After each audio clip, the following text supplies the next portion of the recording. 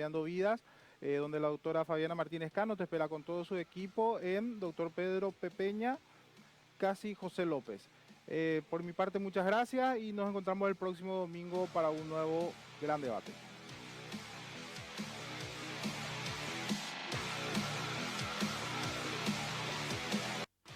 El gran debate fue presentado por Ecovita Country Club, el paraíso escondido en Nueva Italia.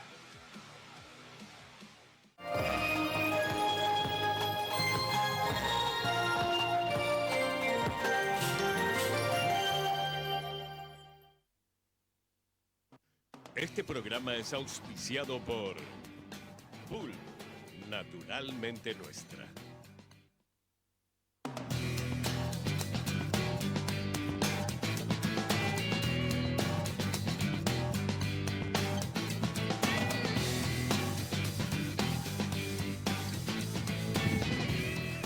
¿Qué tal? ¿Cómo están? Buenas noches. Estamos arrancando Cara o Cruz, estamos en vivo y en directo, 21 en punto, 22 grados la temperatura en Asunción, estamos en Unicanal, estamos en Canal 13, estamos en la 650M, la primera del dial, y también estamos en... ¿Dónde más vivo? En las redes. En las redes, en Facebook, en YouTube, en Twitter, si quieren seguir las encuestas y las...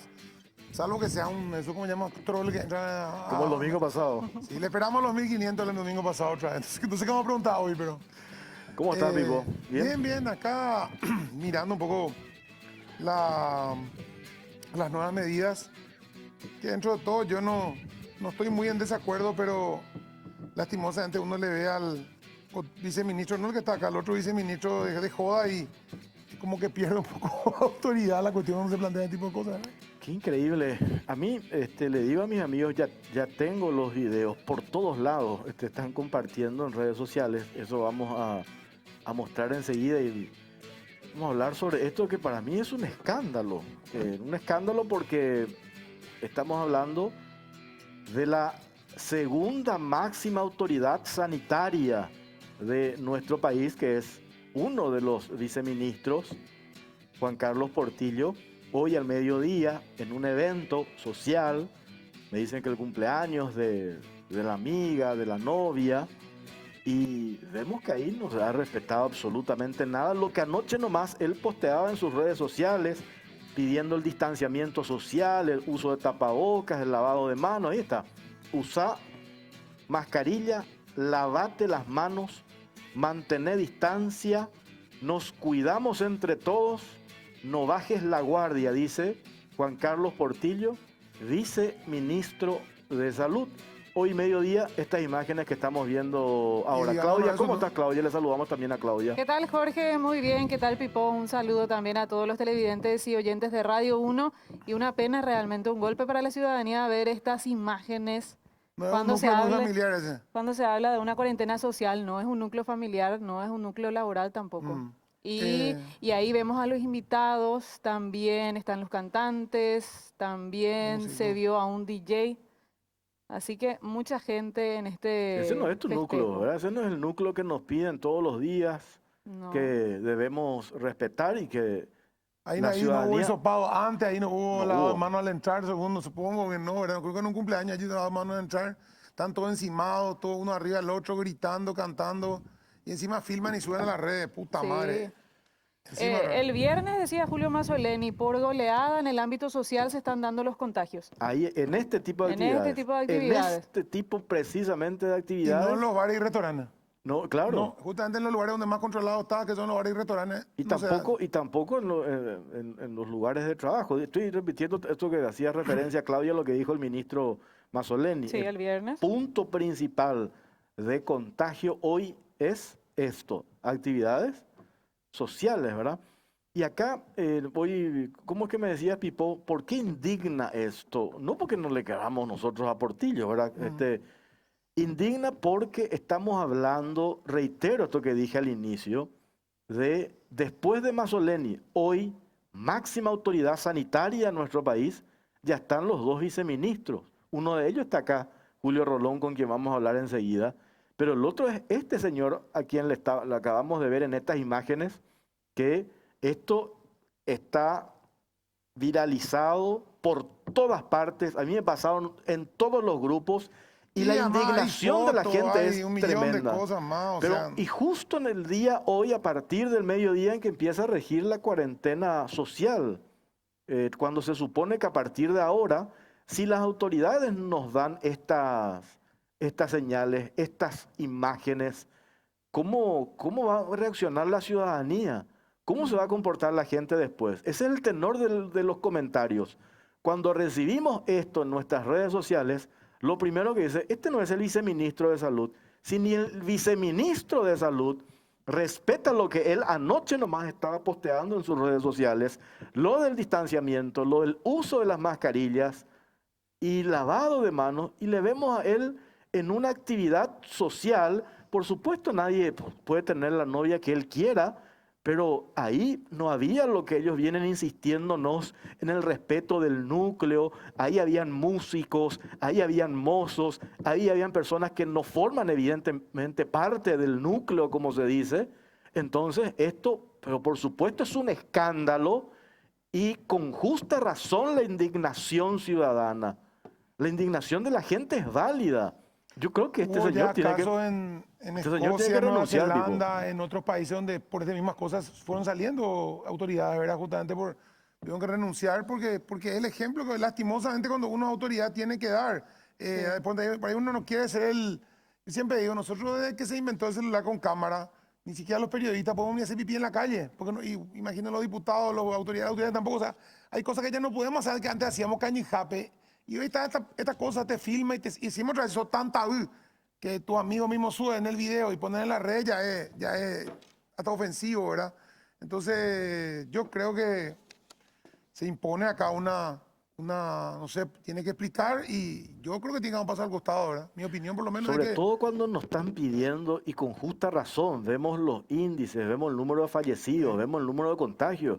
Yo estoy de acuerdo en que desde el gobierno se tiene que tomar medidas para evitar la propagación del COVID-19. Podemos estar o no de acuerdo en el horario restrictivo, en lo que fuere, pero tenemos que hacer algo en relación a esto que hoy puede convertirse en una catástrofe, como decían los médicos en un comunicado la semana pasada.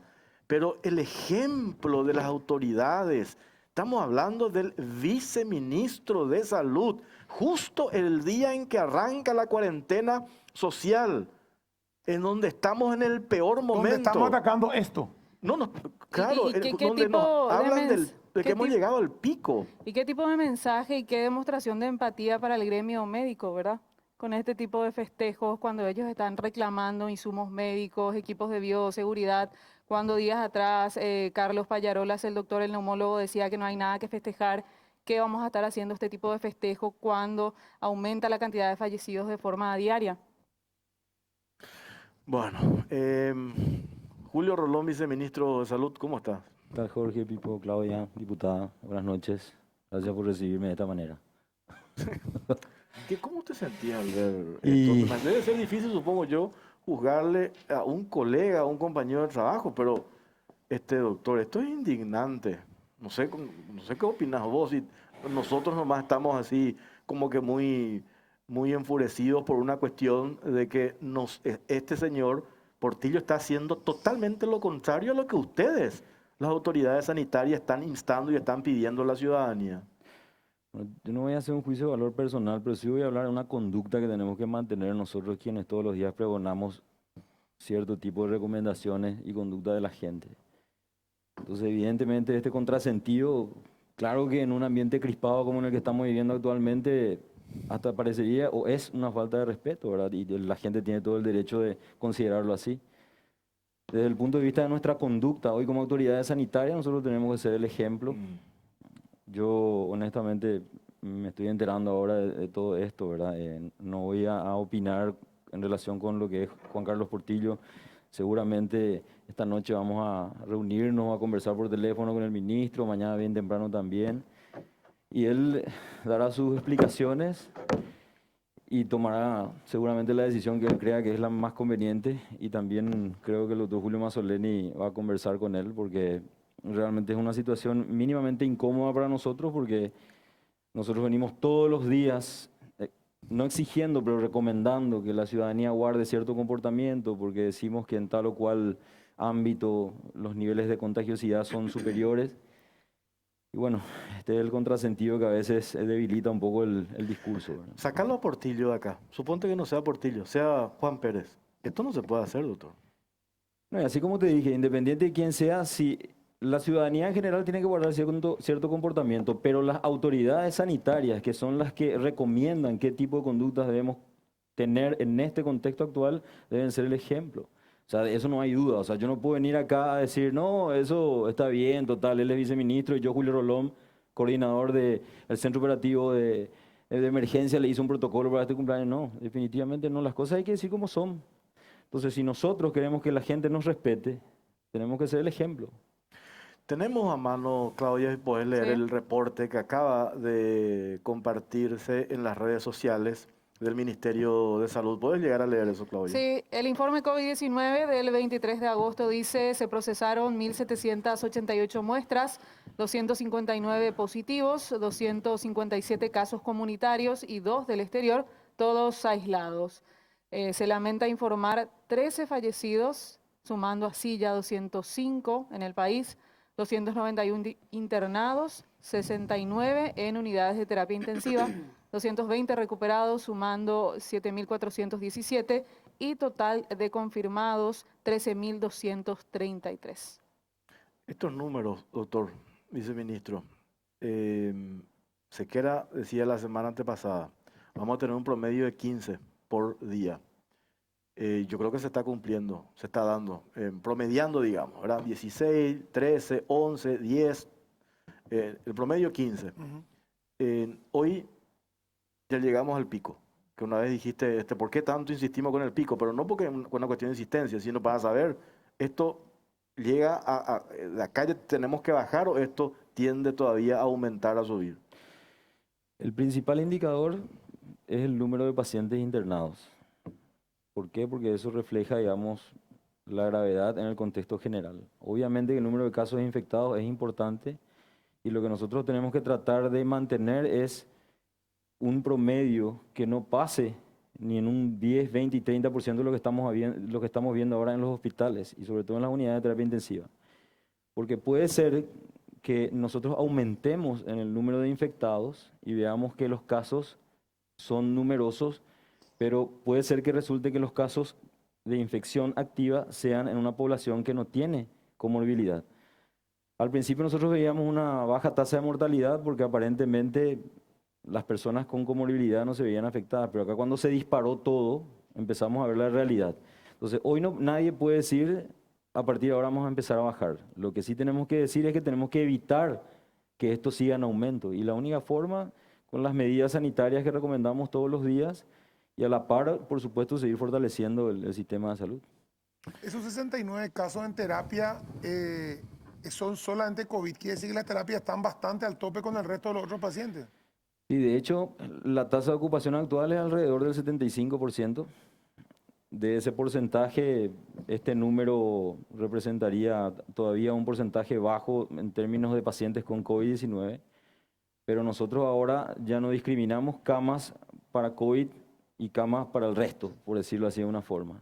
Lo que hacemos es evaluar el total de camas, el porcentaje de ocupación y tratamos de mantener un backup para que de esa forma no nos encontremos en la situación en que no hay cama para un paciente que necesita por una descompensación. ¿Y en ese el otro contexto del internado COVID. qué son? Gente que está internada, ¿por qué se interna? Porque ustedes dijeron que solamente la gente tenía problemas para respirar, tenía que ir al hospital, en un momento se dijo eso. No vayan de balde al hospital porque están con un problema de gusto o porque están con fiebre, sino cuando tengan problemas para respirar, vayan al hospital. Esa gente está internada, ¿qué tipo de casos son? 700 y algo. Bueno, en realidad nosotros estamos en una época en donde los cuadros respiratorios, suponiendo que nos tenemos al coronavirus, normalmente en esta época empezamos a tener saturación de los servicios, sobre todo las internaciones de baja y mediana complejidad y las terapias intensivas. El hecho de que hayamos aumentado en 200 el número de camas de terapia intensiva compensa hoy. Si no hubiéramos tenido eso, estaríamos prácticamente en un escenario catastrófico. Entonces, los diversos pacientes que entran van desde aquellos que tienen cuadros, por ejemplo, de accidentes cerebrovasculares o enfermedades crónicas que se descompensan, pero un gran número son cuadros respiratorios en general, y dentro de ese grupo, otra vez separamos a los que tienen el coronavirus.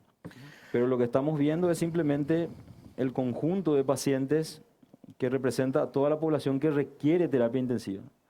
Porque lo que ocurre con esta enfermedad es que lo que crónicamente el sistema de salud por décadas viene sufriendo, lo estamos viendo en un rango de tiempo sumamente reducido. Entonces ahí vemos la necesidad de terapia, la internación y todo lo que se ve habitualmente en 2 o 3 años, acá estamos viendo en 5 meses. Acá me dice un médico, no voy a decir el nombre porque...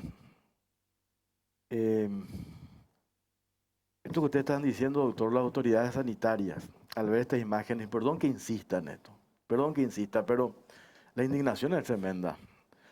La indignación es tremenda. Y como mencionaba, ¿verdad? El mensaje para los médicos. Acá estoy leyendo en redes también de que hay otro médico, dice hay que darle el beneficio de la duda. ¿Qué beneficio de la duda si las imágenes hablan por sí solas? Entonces, acá le tenemos al viceministro Rolón hablándonos de las recomendaciones, de las prevenciones, y le ve a una máxima autoridad, una de las autoridades sanitarias en esta situación. Y yo te entiendo, Pipo, estás tranquilo, ¿verdad? Yo te conozco, vos estás a punto de estallar, pero esto indigna de manera tremenda. Katia González, ¿cómo estás, diputada? Buenas noches, ¿cómo está Jorge, Claudia, Pipó y al viceministro también, en la teleaudiencia, por supuesto? Estas imágenes, ¿qué decís? Estas imágenes de Portillo en esta situación, yo digo, a mí me da pena Manzoleni. Y me da pena porque... Es quien recibe el scratch en su casa. Y claro, porque imagínate, estamos hablando de uno de sus principales colaboradores. Él se sustenta, trabaja con sus viceministros, uno de ellos está acá ahora explicando estos números, dándonos, hablándonos de estos, los fallecidos, los contagios, de la cantidad de disponibilidad de terapias intensivas. Cuando uno espera en una situación de guerra como nos encontramos ahora, que todos estén concentrados y diseñando y trabajando a ver cómo enfrentamos esta situación. No, y le vemos a este señor en esta circunstancia, ¿verdad? En realidad para mí es un poco la materialización de la incoherencia del Ministerio de Salud que viene lastimosamente desde el inicio de la pandemia con una serie de desatinos, ¿verdad? Entre el viceministro Portillo y el viceministro Rolón, y yo lo digo con todo respeto porque es mi opinión, no hay absolutamente ninguna diferencia, ¿verdad? Vienen manejando esta situación como si fuera una situación menor, las incoherencias se presentan de manera permanente, las faltas de respeto a la ciudadanía. Portillo, en este caso, en una reunión social, Rolón el día de anteayer con un posteo absolutamente irresponsable, irreflexivo, desvergonzado si se quiere, ¿verdad? Pero es lo que opino, ¿verdad? Es lo que opinamos un grupo de diputados, puedo hablar por mis compañeros, porque realmente nosotros vemos y nos encontramos con dos viceministerios que tienen que ser soporte de un ministerio que carece absolutamente de seriedad para manejar este tema con responsabilidad. Viceministro, ese posteo que hace alusión la diputada Katia, sonó, después aclaraste de vuelta, o dijiste, no, es información, porque tanto nos cañaron, tanto nos criticaron, con justa razón, por cierto, ¿verdad? Pero lograron lo del anticipo, 17.000 millones de guaraníes, lo de la multa, 8.000 millones de guaraníes, pero convengamos que sonó, así como estaba redactado eso que escribiste, como un festejo, y después aquello, politiquillos, yo supongo que no sé si te referías a la diputada Katia y and Company, que presentaron la denuncia, que buscaban su minuto de fama. Y yo decía el otro día en la radio, no sonó bien eso, viceministro. Yo entiendo lo mejor el momento, la tensión que tenés encima, pero eso no sonó bien porque esto, la devolución, la recuperación de los 17.000, convengamos que si esto no se denunciaba a través de la prensa, a través de la labor de las diputadas, los diputados, esto iba a ser un hecho consumado, algo que 6 instituciones concluyeron de que ese proceso se hizo mal. Bueno, en primer lugar hay que entender que nosotros somos seres humanos como cualquiera de los que estamos acá y tenemos todo el derecho de manifestar en base a las circunstancias que estamos viviendo, de la forma en que creemos y como queremos en el marco de la libertad de expresión que se ejerce todos los días. Porque así como hay personas que son capaces de ofender y quitar titulares en los diarios sin saber la realidad, de manera irresponsable, así también nosotros podemos expresarnos sin aludir a nadie en particular, y aquel que se crea aludido, y bueno, que responda o que llame y pregunte. Más que un festejo, lo que yo hice fue un desahogo. Y desahogar es justamente por definición quitarse todo lo que uno tiene encima, porque nadie puede probablemente saber todo lo que significa haber sufrido desde el inicio del fracaso de esa compra hasta la recuperación de esto, que aprovecho y digo que esto no quiso el ministro. Este fue un pedido de la empresa, porque él se negó, porque él dijo que esto debía ser un acto administrativo simple. ¿Por qué? Porque el contexto fue de sufrimiento de todos. Sin embargo, ellos hicieron el pedido. Es más, el señor que está ahí manifestó que ellos pudieron haber evitado esto con algunas cuestiones jurídicas, pero sin embargo reconocen que el doctor Julio Mazzoleni no se merece esta mancha. Entonces también ellos pusieron de su parte. Es importante también saber. Entonces, esto no quiso el ministro. Y yo estaba ahí. Y lo que yo escribí es una cuestión mía y que trasciende, obviamente, por el rol que hoy tengo. Así mismo. Pero ¿qué es lo que pasa? Lo que pasa es que solamente uno puede saber lo que se sufre cuando te acusan de cosas que no son ciertas, porque acá se tejen hilos, telas de araña, porque uno es amigo de fulano y de sultano de Mengano, entonces por ser amigo de fulano de sultano, entonces ya es sospechoso de algo. Y todo ese sufrimiento que nosotros como equipo tuvimos, porque si nos manifestamos es porque nos aguantamos nomás, pero en el fondo nosotros sufrimos porque nos dolió tanto como a cualquiera. No se pudo haber evitado. Claro Ese que se pudo haber evitado. De hecho, hay que recordar, es porque se hizo mal, no por... Y justamente hago mención a que toda la investigación surgió de tu iniciativa. Sí. Y nosotros rechazamos el primer día la mercadería y ahí empezó el calvario. Entonces, desde ese momento, el 21 de abril, cuando se rechaza todo, hasta la recuperación de esto, porque hasta que no se haya recuperado esto, nosotros teníamos la sensación de que estábamos todavía en una debilidad, porque nos sentíamos como que faltaba cerrar esa herida, terminar ese proceso, para poder a partir de ahí decir, bueno, por fin se cerró una etapa negra de la cual aprendimos muchísimo, porque hicimos autocrítica, y empecemos de nuevo. Y así como seguramente van a ir surgiendo, como ahora estas denuncias, y habrán otros casos, y lo iremos aclarando y una y mil veces también. Pero acá lo que parece es que hay personas que tienen derecho a decir lo que se les antoja sin ningún argumento, así como me acusaban de que yo difundí una noticia de que esto y aquello ahí, todo el mundo me cañó. Y yo aguanto eso, porque quien está en la política sabe que esto es así.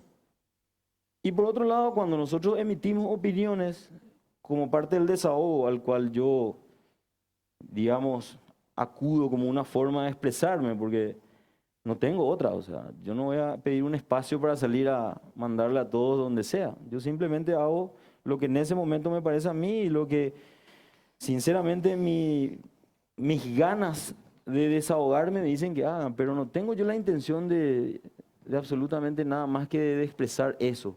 Porque sinceramente, así como hay mucha gente que probablemente no esté de acuerdo con nuestra gestión, yo creo que es mucho más la gente que nos acompaña, pero que obviamente se manifiestan a través de los mensajes, etcétera, etcétera. Porque acá hay que entender que nosotros lo que tenemos que hacer es buscar la paz y la armonía. Y yo no digo que defendamos los procesos, yo no digo que defendamos los procesos que están mal. Al contrario, nosotros siempre hemos reconocido.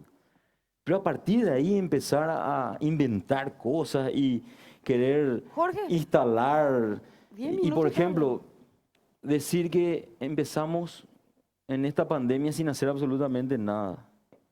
Y yo no estoy acá, te digo honestamente, para confrontarme con nadie. Yo estoy acá para defender una gestión que nosotros como equipo de salud, liderado por el ministro Mazzoleni, creemos que ha sido la correcta desde el inicio.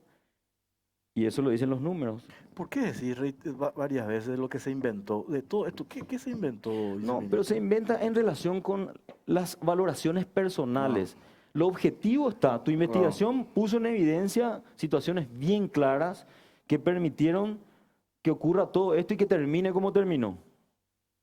Esa investigación no está en discusión, pero lo que sobreviene después que a uno se le acusa de haber sido esto, aquello y lo otro, y sin embargo no hay ningún elemento objetivo para decir, y si hubiera, vayamos a la fiscalía. Entonces, eso es lo que se sufre. Yo no digo y no niego la realidad, porque todo el mundo sabe lo que pasó. Nosotros mismos hemos observado y reconocemos, y el ministro ha tomado las medidas que corresponden. Más bien, yo me refiero a la cuestión personal. Esa es la parte que más duele, porque a mí la parte institucional... A mí me encanta cómo el viceministro cambia de argumento. Me toca ¿Puedo hablar ya? perfectamente. Porque si no me voy a ir, Jorge. Si él no más va a hablar, yo me voy a ir. Pero tenemos tiempo. No. Pero es que lo que pasa es que se da la vuelta y está diciendo un montón de cosas y yo me voy a retirar. Katia, es si él no más va a hablar. Vas a tener el mismo tiempo que tiene él. Yo no estoy haciendo ninguna alusión. Yo si él no más va a hablar, yo me retiro. Pero te estoy diciendo que No, vas a desde tener... que empezó, él no más habló. Pero vas a tener el mismo tiempo. Bueno, Hasta las si no, 11 no se nos puede, vamos. no Hasta se las puede. 11 nos vamos. No, así no se puede. En primer lugar, cuando Rolón, porque Rolón se tiene que ir del viceministerio. Se tiene que ir porque es un irresponsable. Se tiene que ir porque él no quiere que se le aluda a él, pero él puede en un tuit tratar a un grupo de diputados que estamos ejerciendo un rol contralor y que somos mucho más representativos que él. Muchísimo más representativos. Y por cumplir nuestra función no podemos ser tildados ni de politiquillos ni de un minuto de fama, ni que el 2023 está muy lejos. Rolón ha manejado el viceministerio como una seccional desde que entró y desde el día que entró. Y si nosotros, en el momento que al colega Sebastián García le da un falso positivo y sale él a decir que teníamos que aguantar que esto se haya filtrado, el ministerio hizo una conferencia de prensa, para difundir un falso positivo que después se tuvieron que tragar. No hicieron lo mismo con los colegas colorados que dieron COVID positivo. Pero no solamente eso, acá nadie inventa. Y yo te quiero mirar y quiero que me mires, porque realmente, señor viceministro, nadie inventa nada acá. Se estafó y ese cheque que ustedes presentan ahí como una victoria nunca se tuvo que haber pagado. No nos tome de estúpidos a las 7 millones de paraguayos, porque ese anticipo, señor viceministro Julio Rolón, jamás se tuvo que haber pagado, porque la compra era por excepción, porque la compra era al contado y contraentrega de mercadería. Esas eran las reglas del juego. Motivo por el cual el hecho de que ustedes, como ministerio, hayan abonado ese monto a esa empresa para después se cae esa compra y se cae esa compra por una serie de irregularidades, de ninguna manera puede significar cerrar el círculo de nada. No apela a la fiscalía, señor viceministro. La fiscalía probablemente no haga su trabajo porque en este país la fiscalía es cómplice muchísimas veces de estas roscas que tienen vasos comunicantes entre el poder político y el Ministerio Público y el Poder Judicial. Entonces usted de ninguna manera, y nosotros nos sentimos sí ofendidos, así como usted alude el derecho a la libertad de expresión, y no nos tome, a mí por lo menos no me tome de estúpida porque no soy, si tengo la cara es mi cara nomás, pero usted claramente aludió a el grupo de diputados que hemos denunciado esto cuando hizo ese descargo o ese desahogo, como usted le llama, en el Facebook. Y nosotros no buscamos un minuto de fama porque también tenemos parientes que viven acá, porque también tenemos padres, tenemos abuelos. Y si al Ministerio de Salud le va bien, nos va bien también a nosotros. Y no crea que fue fácil para nosotros denunciar estas grandes estafas que se suceden y se siguen sucediendo dentro del ministerio, justamente por la falta de coordinación y de empatía. Entonces, simplemente eso es lo que quiero señalar. Denuncia irresponsable no hubo, porque esa denuncia está firmada y hoy está en el Ministerio Público. Ninguna de las denuncias que ha hecho este grupo de diputados desde el inicio, cuando se armaron para robar en pandemia, porque se armaron para robar y tenían a una pieza clave que era el presidente de la DINAC en aquel entonces, porque ¿por dónde entran los insumos? Entran por el aeropuerto. Y hay que decir las cosas como son. 70.000 millones se le pagó hace poco a IMEDIC y toda la gente que estaba. 70.000 millones para, yo puedo especular, para devolver 17.000 millones. Y hago esa gran pregunta y ese gran interrogante. porque todos los proveedores que estaban formando fila, queridos amigos, se han quejado de esto. Y este no es del grupo ni de politiquillos, ni de los que queremos un minuto de fama. Acá estamos hablando del gremio de 8 médicos, de 8 gremios médicos que por primera vez en la historia, señor viceministro, se unen a pesar de sus grandes diferencias para señalar la falencia que hoy estamos viviendo. Acá se habla también de grupos de empresas que se han sentido ofendidas y se han sentido radiadas de participar en licitaciones que nosotros podemos suponer como hipótesis que estaban direccionadas y que además fueron fallidas. Entonces, simplemente decir eso, si vamos a tratarnos con respeto, tratémonos con respeto. No, mira, yo lo único que hice fue aclarar, porque él me hizo una pregunta y justamente dije que yo no desconozco que hubo una investigación. Pero te quiero también informar, diputada, que nosotros no hicimos ni una transferencia de un solo guaraní a la empresa llamada Banco Continental. Lo que se hizo fue a través de una resolución aceptar que a partir de ahora el acreedor es Jorge Torres y ya no más Katia, pero en ningún momento se procedió a transferir. Y esas son las cuestiones que nosotros a veces preguntamos o nos planteamos. ¿Cómo se puede decir algo de manera tan superficial si la cuestión es ir y verificar in situ una documentación que inclusive es pública? En titulares salió de que nosotros firmamos una transferencia de 60.000. De ninguna manera. Nunca se firmó ni una transferencia de absolutamente un solo guaraní.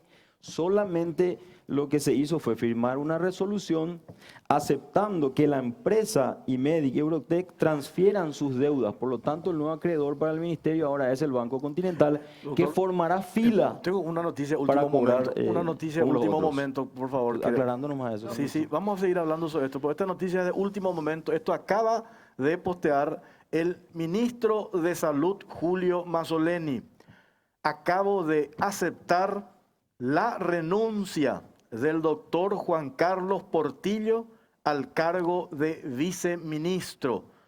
Esto a raíz, ya nosotros arrancamos este programa mostrando esas imágenes. Acabo de aceptar la renuncia, dice Julio Mazzoleni, del doctor Juan Carlos Portillo al cargo de viceministro de Salud, Pipo, que es lo que decíamos que es lo que mínimo que corresponde. Inclusive, ahí también estaba viendo un posteo que hace el ministro asesor de la Presidencia de la República, Daniel Centurión, en un tono muy también, se lo percibe molesto y enojado.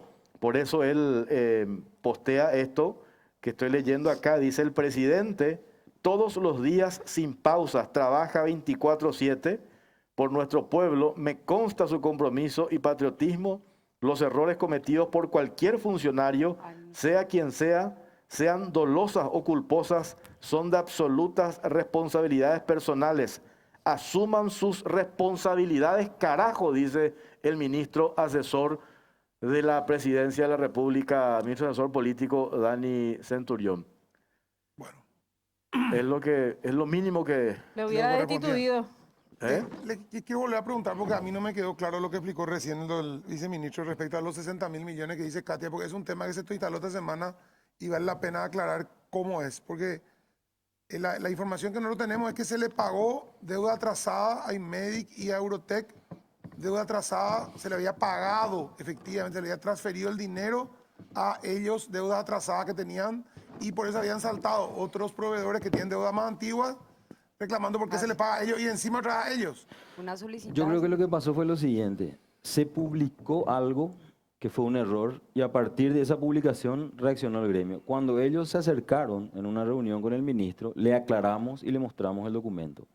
Entonces nosotros... ¿Qué es lo que pasó? ¿Qué es lo que hicieron entonces? Nosotros lo que hicimos fue aceptar que en un evento o acto jurídico privado, IMEDIC y Eurotec cedan su deuda a Continental como parte seguramente de su transacción comercial, porque según los encargados del banco, ellos hicieron un préstamo de 60.000 millones. Por eso salta la cifra de 60.000 millones. Entonces ellos transfieren el monto, porque hay una realidad. Nosotros no le estamos pagando a esas dos empresas desde hace unos cuantos meses de que se inició todo esto, pero el Estado tiene con ellos una deuda de aproximadamente 120.000, 130.000 millones, que es anterior, que se deberá comprobar si realmente reúnen los requisitos para ser pagada. ¿Qué hizo el ministro? El ministro lo que hace es recibirle al representante de la empresa y al del Banco Continental en una conversación en donde ellos comunican que van a ceder esa deuda. Luego, asesoría jurídica evalúa si eso corresponde, es decir, si el ministerio tiene la atribución de aceptar el cambio de acreedor. Obviamente se dictamina que sí. Entonces, en la resolución que se emite, lo que dice es que a partir de ese momento, nosotros pasamos a deberle al Banco Continental. ¿Qué quiere decir esto? Que el Banco Continental es un acreedor más que va a tener que sumarse a los demás y reunir los requisitos si es que quiere cobrar. Porque puede ser que esos 60.000 no tengan ningún respaldo documentario y no se efectivice nunca el pago. Es un riesgo que asume la empresa. Pero nosotros en este momento estamos en un plan de cesión de deuda a los bancos que ya lo hicimos en el año 2018, a finales del año 2018 y el 2019, que consiste en que las empresas que quieran transferir a algún banco el pago de las deudas se tienen que acercar y mostrar los documentos. Pero con relación a esto, diputada, no hubo ni una transferencia, no va a haber ni una transferencia, sino es en las condiciones en las que la propia ley dice que tiene que ser. Y aprovecho esta oportunidad porque realmente se generó mucha confusión y es por eso que el ministro le convocó después a un grupo para explicarle de empresarios que efectivamente se trató solamente de aceptar que el nuevo acreedor es Banco Continental por una cifra de 60.000 millones, pero ninguna transferencia. Eso aclararon después los de Cifarma también. Se generó ahí una confusión en honor a la verdad. Eso que dice Rolón es así, una sesión de pago. Pero independientemente a eso, lo que denota también acá, y eso lo dijeron los de Cifarma, con quien hablamos el martes pasado, no hay un criterio, que eso lo tienen que ustedes definir en el Ministerio de Salud, un criterio de cómo pagar a sus proveedores. Eso sí falta, ¿verdad? No puede ser que el que tenga el contacto, el que tenga el amigo, se le priorice. Y tiene que haber un criterio único y establecer las deudas por, como el pago de las deudas por desde el momento en que se contrajo, antigüedad o no sé lo que puede ser, ¿verdad? Pero ese criterio no se tiene. A mí me parece importante, en este momento, IMEDIC, Eurotech deben tener una suerte de medida cautelar de no innovar. Estoy hablando un poco en términos jurídicos por todo lo que implica esta situación en la que se encuentran estas dos empresas. Estas dos empresas y todas las que hacen al clan. No podemos descontextualizar el actuar totalmente fuera de lugar, por ejemplo, en el ingreso de los insumos de origen indio, que finalmente van a las distintas instituciones figura como públicas. brasilero. ¿Cómo nosotros vamos a seguir negociando con IMEDIC Eurotech sin definir todo lo que implica estas dos empresas como proveedor del Estado? Entonces, a mí me parece peligroso estar haciendo este tipo de sesiones. ¿Por qué? Porque finalmente quedan con una deuda que no está, porque ojalá que podamos acceder al contrato, porque realmente en ese contrato se va a determinar si realmente el Banco Continental no pasa a ser hoy acreedor de 60.000 millones o realmente está con una condición resolutiva. Si no se comprueba, usted no es acreedor del ministerio. Porque si eso está en el contrato, y tiene que estar, porque justamente el peligro que se corre es que poder verificar y auditar a estas dos empresas y corroborar que efectivamente nunca pudo ser potencialmente acreedor porque la mercadería que ofreció y que entregó no reunía los requisitos para ser, digamos, confiables para la ciudadanía. Entonces, ojo con eso, sí, ¿verdad? Tengo que hacer una pausa cortita. Ahora ya puedo hablar de lo de Portillo. Ya salió, ya renunció.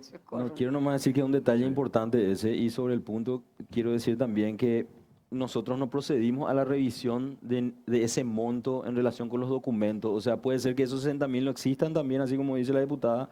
Por lo tanto, la empresa Banco Continental capaz que no cobre. Te estoy queriendo decir que nosotros no sometimos a ningún análisis de cuenta de esa empresa, sino simplemente respondimos, y es un detalle importante, y los documentos están, y vamos a mandar a revisar, porque nosotros no le vamos a pagar a nadie que no cumpla con esa secuencia documentaria que tiene que haber, como la mayoría de las empresas cumplen. Tengo que hacer una pausa, venimos enseguida. Sí. Antes, espero que haya traído. Hoy trajo las empanadas ya para comer porque yo tengo hambre. ¿Trajo las empanadas o vamos a tomar pool? Vamos a tomar nomás en la pool porque no hay esperanza, No hay parece. esperanza. Pero te cuento que el secreto es combinar cualquier antojo con el delicioso sabor a fruta de una Pool. Ideal para acompañar tus comidas, disfruta el sabor de lo nuestro. Pool, naturalmente nuestra.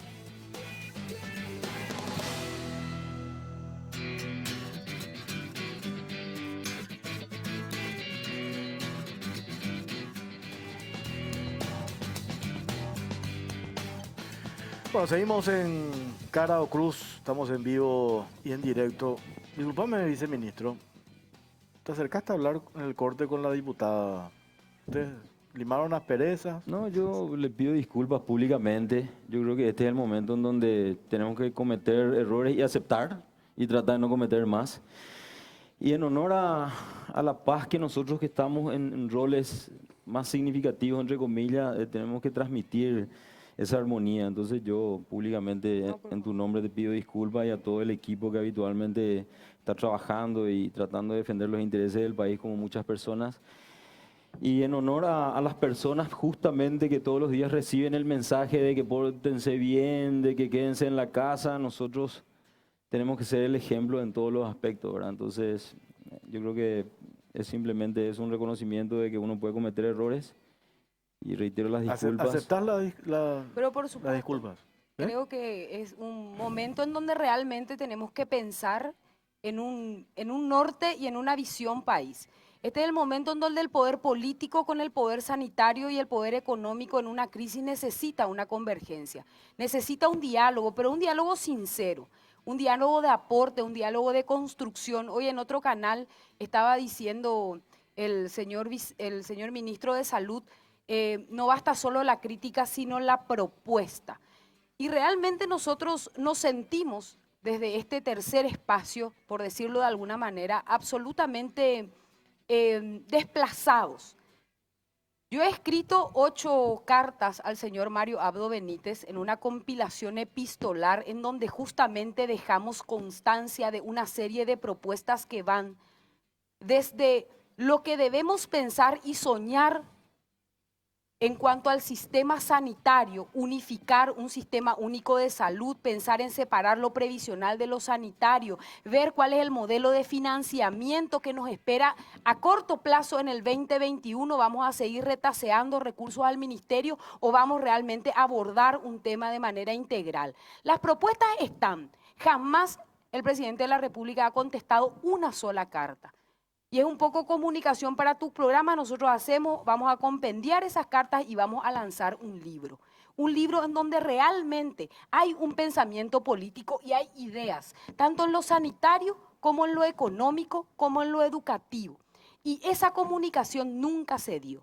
Ojalá que realmente el señor viceministro tenga esa intención real y podamos empezar a trabajar nosotros desde nuestro rol, controlando cada guaraní que se gasta, porque un guaraní que se desvía del presupuesto público es un guaraní que finalmente no va a salud, a educación, a infraestructura, a trabajo, en un momento muy delicado. Como más que nunca, la pandemia de la corrupción ha desnudado la inoperancia de muchas de nuestras instituciones y hay que arar con los bueyes que tenemos. Y nosotros estamos dispuestos a colaborar, nos hemos puesto un montón de veces a disposición y vamos a seguir haciéndolo, porque nuestro rol también es de construir y es de aportar. Yo creo que de eso se trata también, diputada, Pipo, Claudia, cada uno en su rol, ¿verdad? Porque hoy yo les decía recién, estamos en una situación de crisis, de guerra, Totalmente. ¿verdad? Nosotros no queremos que se hunda el barco del capitán, ni mucho menos. Nosotros queremos salvar vidas. Nosotros queremos salvarnos, queremos no contagiarnos, queremos que nuestro sistema de salud funcione, etcétera, etcétera.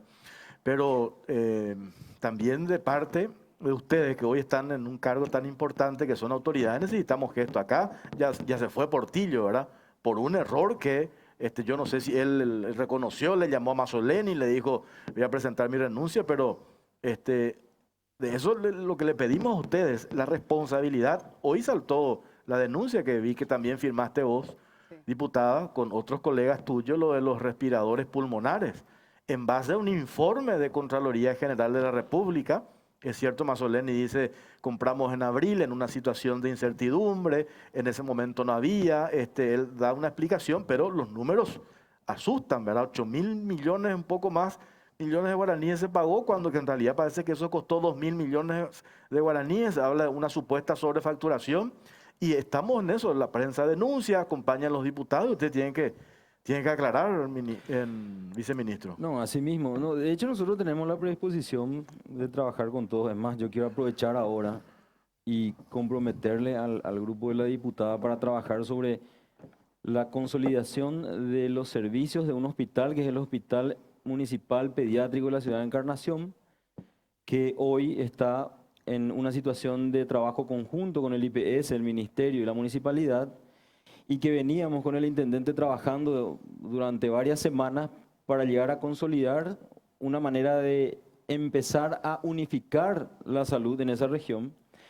Y aprovecho la oportunidad entonces para solicitar la intermediación de ellos de manera a sentarnos todos en una mesa, porque allá hay un fuerte componente político partidario de todos los sectores. Y eso genera un poco cierta crispación, y nosotros, responsables del sistema sanitario, a veces nos tenemos que mover en esas aguas y tratamos de separar todas esas cuestiones, porque finalmente lo que importa es la salud del niño, y es nada más y nada menos que un hospital pediátrico.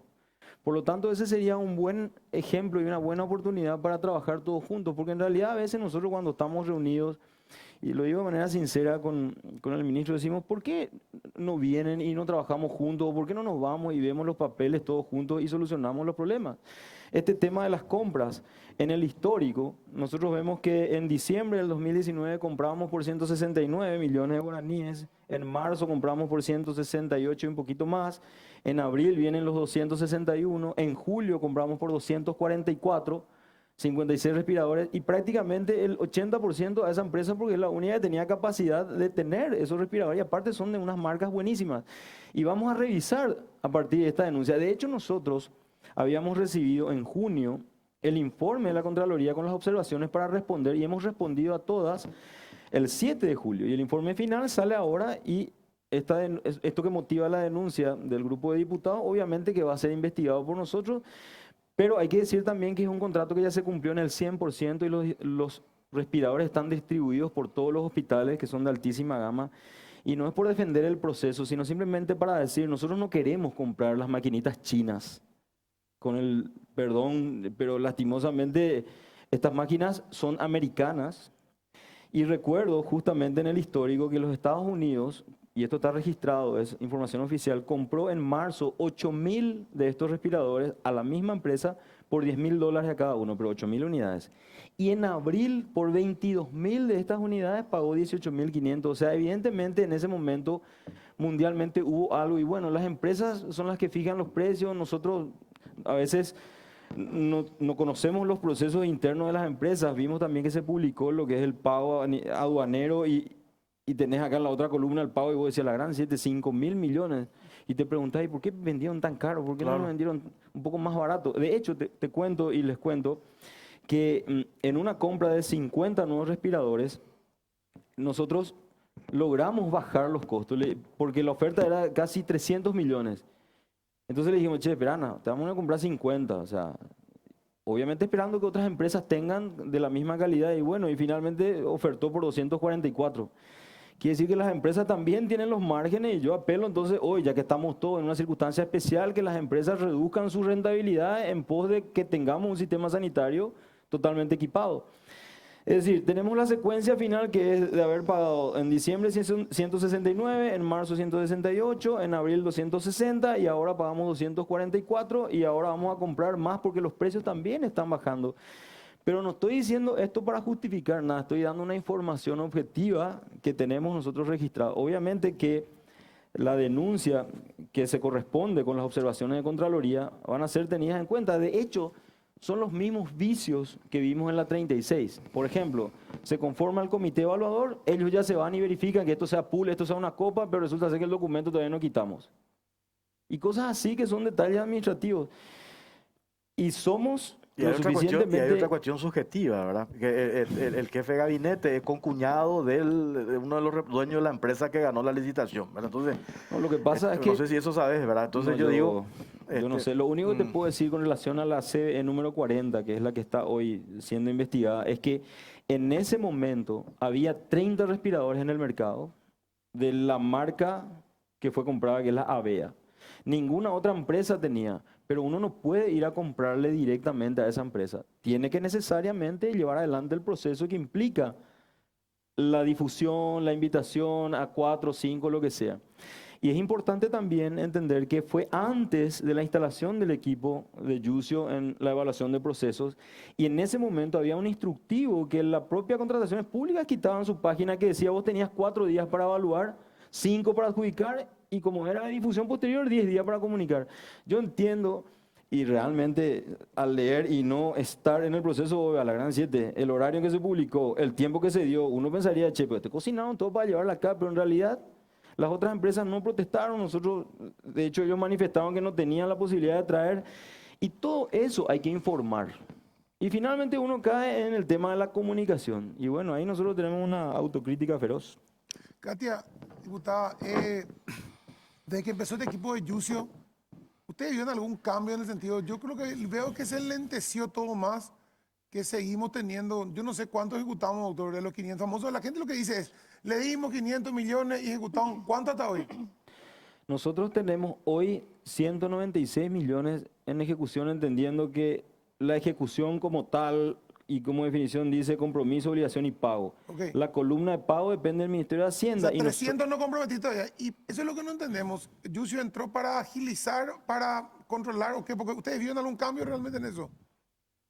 No, realmente acá hay que hacer justamente un rediseño absoluto en lo que hace a las compras públicas en general del Estado, ¿verdad? Estas unidades de contrataciones públicas de los distintos ministerios no funcionan. Hoy vemos que se parapeta contra una burocracia demasiado importante, y en el sentido de las compras públicas salud hay que hacer un corte. ¿Por qué? Porque hoy tenemos una ley de emergencia y tenemos procedimientos simplificados que pueden ser utilizados justamente en beneficio de la ciudadanía. Este es un momento delicado en donde los diputados decidimos hacer esta denuncia relacionada con los ventiladores a través de un informe de Contraloría. Nosotros no vamos a parar nada, porque ahora no es el momento de parar compras cuando los médicos están diciendo necesitamos insumos, necesitamos calidad, necesitamos servicios, necesitamos medicamentos, necesitamos materiales de bioseguridad, necesitamos ambulancias, oxígenos, etcétera. Hay una dinámica que se tiene que instalar, y es como que el Ministerio de Salud no supo más despegar después de esa primera compra pública fracasada. Nunca más se generó una sinergia virtuosa para poder adquirir con transparencia y con agilidad los insumos requeridos. Yo creo que las herramientas están, hay nomás hay unos fusibles que hay que cortar. Yo creo que gran parte de ese equipo administrativo se tiene que cambiar. Gente que estuvo involucrado, que tiene una forma de trabajo que realmente no está dando la talla. Y hay que decir que la denuncia de estos 31 ventiladores es una compra que efectivamente se hizo en abril. No es que nosotros estamos parando ninguna compra pública, y yo lo quiero decir porque en este momento se están necesitando ventiladores, y se dio solamente 5 horas hábiles para la presentación de ofertas. Nosotros tomamos cuestiones que señala la Contraloría General de la República. Quiero honrar un poco a mi colega, la diputada Rocío Vallejo, porque ella fue la que trabajó en la denuncia. Nosotros somos un equipo que después adherimos. Es importante valorar el trabajo intelectual de cada uno de los miembros también. Entonces, simplemente explicar a la ciudadanía que esto tiene algunas cuestiones que son señaladas y que son consideradas muy graves, y que se están repitiendo cíclicamente dentro del ministerio, y tiene que haber alguna manera de cortar. Esta empresa DISA Healthcare S.A. Finalmente participa como única oferente. El llamado a licitación se hace el 1 de abril a las 19 horas.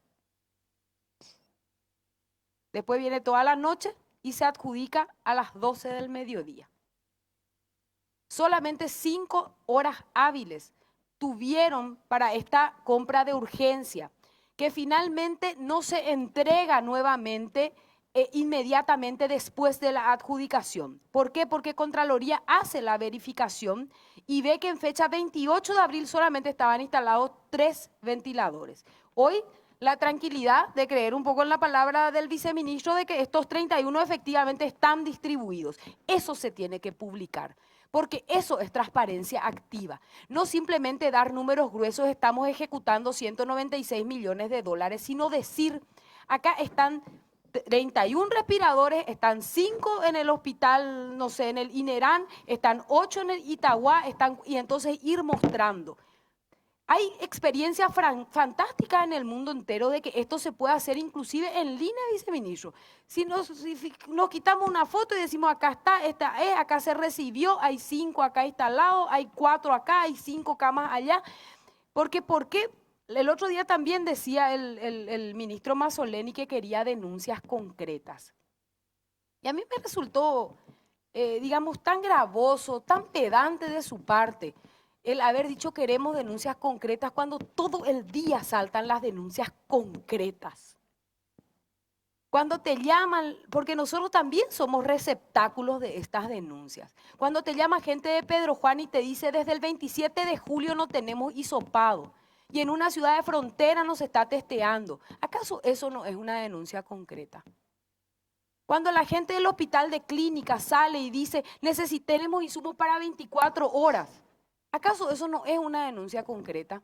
Cuando gremios médicos dicen tenemos que reutilizar barbijos, tenemos que reutilizar nuestros cobertores, ¿acaso eso no es una denuncia concreta? Entonces acá hay una falta de comunicación, pero también hay mucha soberbia, que es lo que hay que bajar en este momento del pico de la pandemia. Ninguno de los actores públicos y políticos se puede dar el lujo de encerrarse en su caparazón y decir yo soy el Estado o yo tengo la lapicera o solamente se va a hacer lo que yo digo. Este es el momento del diálogo, de la confrontación respetuosa, de las propuestas y de las protestas también, porque finalmente cada uno cumple su rol. A ver, Claudia. Para el viceministro, y reforzando lo que dice la diputada sobre este equipo que está dentro del Ministerio de Salud, que debe lograr las compras eficientes en medio de la pandemia, apeló también a la empatía o solidaridad del sector privado, pero ¿qué se está haciendo dentro del Ministerio de Salud para que estos funcionarios compren de forma eficiente y luego no se tenga que estar lamentando como una sobrefacturación en estos equipos de primera necesidad hoy? Hay que recordar que nosotros cambiamos a la directora general de Administración y Finanzas, después la renuncia al CIES Velázquez y también al director de la DOC, y ellos cambiaron otra vez a los equipos que están en el organigrama, y prácticamente hoy podemos decir que un 80% de las personas que están liderando esos procesos son diferentes, o sea, son otras, que si bien nos acompañaron ya desde el inicio, lo hacían desde una posición del manejo y el tratamiento y el estudio de la reforma de la salud. Porque nosotros conformamos un equipo que está trabajando hace 2 años con economistas, con médicos, con especialistas de todas las áreas, y ese equipo con mucha experiencia en economía y en administración es hoy el que lidera los procesos de compra. Y en relación con los procesos de compras, nosotros sí estamos realmente, hemos hecho un giro prácticamente de 180 grados. Y así como hay una ley, la 6524, en su artículo 11, que nos da la atribución de hacer compras por la vía de la excepción, nosotros hemos optado por utilizar otros mecanismos, ahora recomendación, inclusive el equipo de Yucio y los otros compañeros que forman parte de todo el gran equipo que trabaja, porque justamente el llamado quedó tan desprestigiado como proceso que genera muchas dudas. Pero ahí yo planteo un desafío. La ley me permite a mí usar la compra por la vía de la excepción. Claro que sí. Pero Sí. lo que podríamos agregar es una instancia parlamentaria que participe ejemplo. dentro del proceso. Entonces, ¿cómo funciona hoy? Hoy si yo quiero comprar esto, tengo que solicitar la autorización del equipo de Yusi y me tiene que decir correcto. Los respiradores que compramos, los 50, a través de un OPS, ellos autorizaron, evaluaron todo y nos dijeron correcto, hagamos esta una CBE. Pero hay situaciones en las que nosotros necesitamos comprar rápidamente, pero que si uno ve el insumo que queremos comprar, puede generar una duda. Y ahí nosotros necesitamos un casco protector también para acelerar como un catalizador. No me estoy quejando de la comisión de Yusi, al contrario, estamos trabajando muy bien, muy al contrario de lo que se piensa, estamos agilizando muchos procesos, porque ellos no son una instancia de revisión total otra vez para cumplir con todas las etapas, sino son simplemente fiscalización. Entonces, Si se presenta una circunstancia en donde necesariamente tenemos que comprar respiradores, por ejemplo, si aparece una empresa, y no hay hoy en Paraguay, que tiene 50 respiradores, le tenemos que comprar porque necesitamos. Pero hacer todo el proceso que lleva más o menos 15 a 20 días va a hacer finalmente que perdamos tiempo. Y la CBE, con el instructivo que quitó al principio, te daba 4 días para evaluar, de los cuales vos podías usar uno ya si vos ya sabés qué es lo que vas a comprar. Si vos ya sabés que querés comprar pool, no es que cuando decidís comprar sabiendo o no sabiendo lo que estás comprando. Ya tenés ese antecedente. Entonces, necesitamos también nosotros ese respaldo porque realmente estamos haciendo bien las cosas.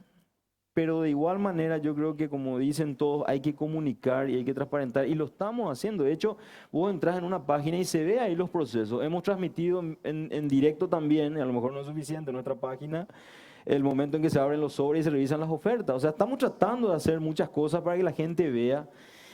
Y también necesitamos, y yo te pido, diputada, que el equipo en el cual vos estás, o el grupo en el que vos estás, vayan al ministerio un día y les mostremos todo lo que estamos haciendo, o nosotros nos vamos, porque realmente nosotros no tenemos nada que esconder, tenemos la predisposición, nosotros seguimos la línea de Mazzoleni, que es la de mostrar todo lo que se pueda, y de esa manera construir eso que vos decís, la paz social, la armonía, sin dejar de observar lo que esté mal, aclarando eso, porque nosotros mismos hemos tomado muchas medidas internas. Entonces, yo lo que creo que acá falta es, lo que falta aquí es un poco de, probablemente, de acercamiento, y no, yo me comprometo, a mí el ministro me encomendó la misión de articular con los gremios, por mi experiencia desde el 2005, el lunes nos reunimos con el Parlamento a las 19, yo propuse crear una especie de alerta EPI, equipo de protección individual, entonces el médico que en alguna dependencia está, llama a un número, se activa, se ve qué es lo que pasa. Si no es una cuestión local y si no hay ahí, entonces se lleva a otro hospital. Formamos una red en la que todos somos parte. Y finalmente darle esa sensación de protección al recurso humano para que atienda a la persona de la mejor manera posible. Una pausa cortita, después ya vamos a hablar como antesala de nuestro segundo tema. Y Katia también, por favor, si podemos, te puedes quedar 10 minutos más. Claro que sí. Hacemos una pausa cortita y ya venimos.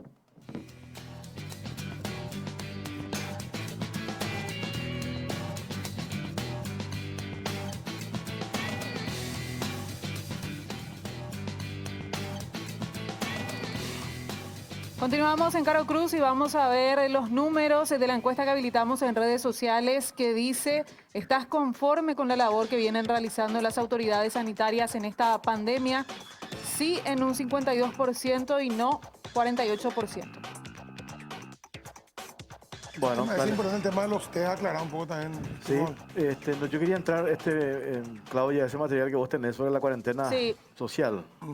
Tenemos el material que describe cuáles son las principales restricciones de la cuarentena social y tengo aquí para ilustrar también el horario a continuación del material.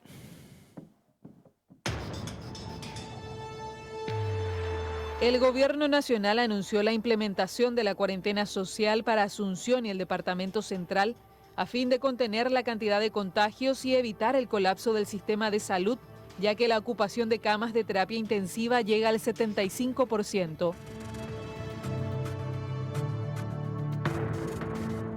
La medida se extenderá por 2 semanas y establece lo siguiente: restricción de circulación de lunes a domingo, el cese de venta de alcohol durante el horario de restricción, la limitación del transporte de mediana y larga distancia, actividad física únicamente de manera individual, disminución de funcionarios públicos en las instituciones, trabajo por cuadrillas y home office, presencia policial y militar en las calles reforzada.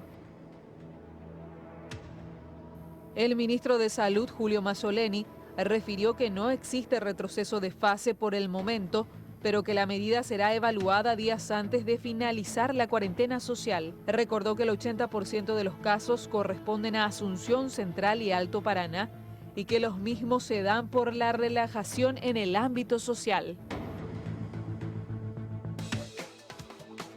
Ahora quiero detallar cuáles son los horarios de acuerdo al decreto que se emitió anoche. Dice el decreto establece que la circulación está restringida de 20 a 5 horas. Podrán circular durante el horario restringido los rubros exceptuados en la cuarentena inteligente con constancia laboral.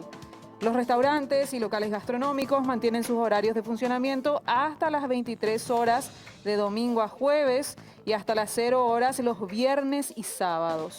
Mientras que las bebidas alcohólicas se podrán comercializar solo hasta las 20 horas y las estaciones de servicio van a funcionar hasta las 23 horas. Otra disposición de la cuarentena social es la suspensión de los viajes en buses al interior del país los fines de semana y la actividad física vuelva a ser permitida solo de manera individual.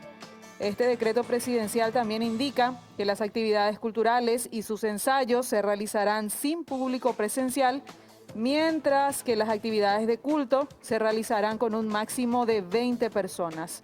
Los funcionarios públicos trabajarán de 8 a 15 horas con hasta 50% de manera presencial. En el decreto también se recomienda el trabajo a distancia mediante el uso de la tecnología de manera a evitar las aglomeraciones en el ámbito laboral y el decreto contempla esta cuarentena a partir de hoy hasta el 6 de agosto. Eso incluye los gimnasios también, no entendí qué es eso. ¿Qué habla cuando habla de integridad individual? Igual para nosotros siempre estuvo definida como aquella que por lo menos te mantiene una distancia de 4 metros en adelante o en un lugar. O sea, los en gimnasios donde pueden seguir trabajando en ese protocolo. siempre y cuando mantengan esas medidas bien estrictas, porque hay que entender que hoy el deporte es también parte de la estrategia de tratamiento en el aspecto mental en toda esta crisis, porque así como la práctica del deporte profesional, uno dice el ver fútbol es un momento en donde uno se dispersa y se alivia, ¿verdad? Entonces todos esos detalles son importantes, por eso es que tratamos de buscar un equilibrio para la toma de estas medidas, porque muchas veces se plantean situaciones, uno dice, bueno, si paramos todo el país durante 15 días, bueno, el virus muere ahí al lado tuyo.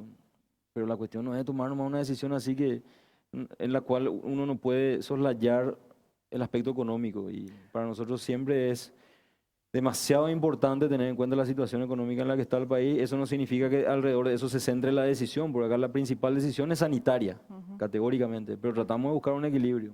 Nosotros le invitamos a Euclides Acevedo, ministro del Interior, para ver también cómo se iba a trabajar en los controles, porque yo creo que eso va a ser fundamental para el cumplimiento de esto y hay cierta confusión con respecto a que se puede circular nomás hasta cierto horario, pero puedo ir finalmente a un restaurante hasta las 11, hasta las 12. ¿Cómo se va a manejar esa parte, ministro? Lo que pasa es que en la práctica sería que si vos te vas a un restaurante solo o con alguien, tendrás que justificar. Si te agarran a la ida con algún WhatsApp mínimamente diciendo tengo una reserva, y si te agarran de salida, la factura. O sea, ese sería el mecanismo de control en esa situación en particular. Obviamente que si te pones a pensar y mirar de arriba, si todos deciden irse a un restaurante, no sabemos si la cantidad de recursos humanos en el Ministerio del Interior es suficiente para controlar. Por lo tanto, lo que nosotros de base seguimos diciendo es, y aquí entramos en el tema de la autoridad para decir, que tratemos de evitar ir a los lugares en donde no haya una necesidad extrema de ir. Y finalmente eso tiene que ver con todas las actividades que no sean imprescindibles. Bueno, tenemos que ir a la otra mesa. Katia, cerramos, ¿estás tranquila con el pedido de disculpas? Yo siempre estoy tranquila, Jorge. Ustedes me ven a mí nerviosa. No, yo siempre yo soy vehemente. Es diferente. Hay que, no hay que yo soy así. La gente que yo me pongo nervioso. Sí, yo soy vehemente nomás. Firme. Ya te desahogaste de todo, viceministro, ¿hay algo más? No, pero ¿sabes qué? Está bien que se aclare todo. Está bien que la gente vea que realmente nosotros tenemos predisposición de que las cosas funcionen bien, cada uno en su rol, respetándonos. Porque de nada sirve que yo continúe con una conducta así soberbia y de desconocer la autoridad de tal o cual persona. No sirve ¿en qué contribuye eso?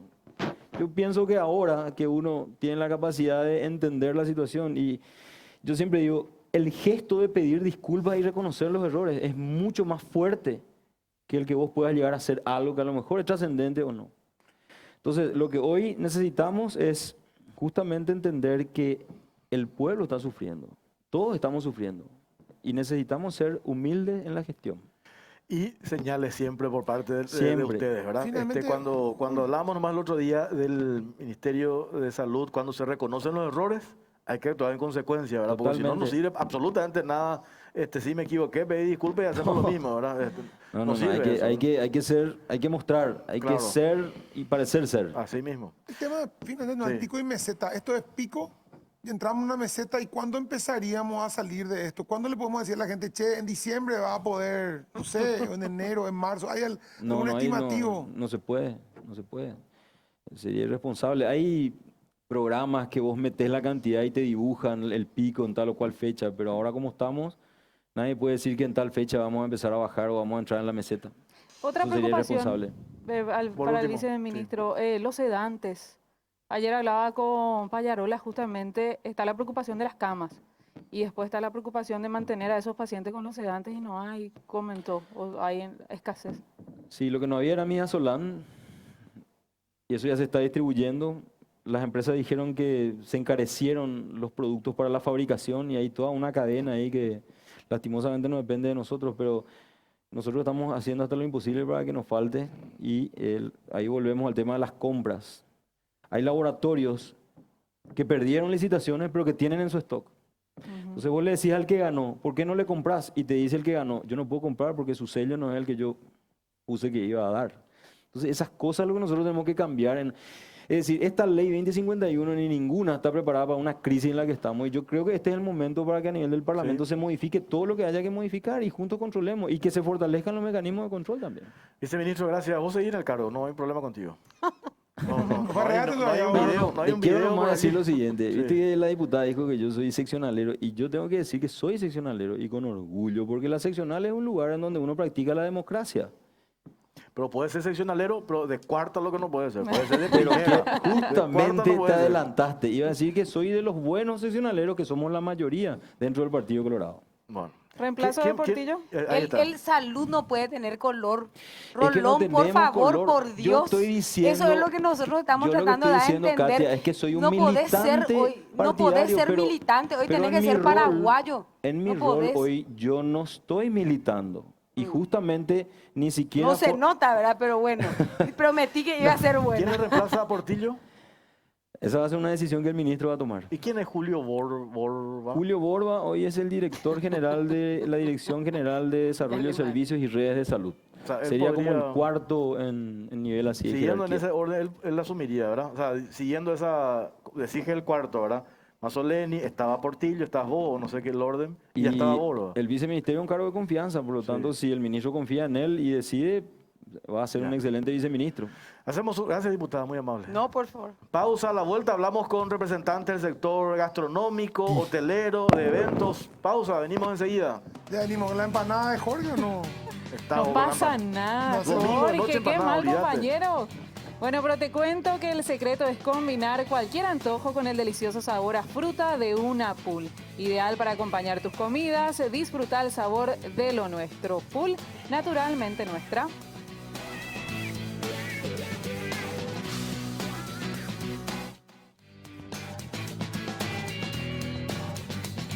Continuamos en Caro Cruz y ya tenemos a otros invitados aquí en piso. Vamos a hablar acerca de la afectación de la pandemia a diversos sectores económicos, el gastronómico, el de eventos y también el hotelero. Y tenemos un material para hablar acerca de cómo estas empresas están enfrentando esta cuarentena. El golpe económico continúa y se agrava para diversos sectores que están paralizados desde marzo y otros que apenas vuelven a respirar. Desde la Asociación de Restaurantes del Paraguay exigen controlar a los informales y a los sectores que se relajaron o que nunca cumplieron el protocolo sanitario y advierten del perjuicio de una cuarentena social y de un retroceso de fase. La ARPI precisó que son 270 los restaurantes asociados con un total de 9.400 empleados aportantes a IPS y el 40% continúa suspendido, con una facturación que varía entre el 15 y el 35%. La Asociación de Empresas Paraguayas Proveedoras de Eventos también reclama a las autoridades implementar controles para persuadir a la ciudadanía al aislamiento social y al cumplimiento del protocolo sanitario, a modo de evitar un retroceso de fase en la cuarentena inteligente. Piden dar cumplimiento al derecho al trabajo contemplado en la Constitución Nacional y la implementación de un calendario gradual de eventos. Desde la Asociación Industrial Hotelera del Paraguay cuestionan al gobierno que los hoteles y hospedajes no puedan abrir en la fase 3 cuando no son lugares de aglomeración. Asimismo, alegan que la cuarentena social perjudicará la poca cantidad de reservas que se registran en el interior del país para turismo interno y ocio. El 66% de los hoteles del Paraguay sigue cerrado con el personal suspendido, registran un 80% menos de ingresos en lo que va del año y además enormes pérdidas. Tenemos una consulta para ustedes que dice, ¿crees que las restricciones anunciadas para la cuarentena social evitará la propagación del COVID-19? Sí o no son las opciones y comentarios a través del hashtag COCP.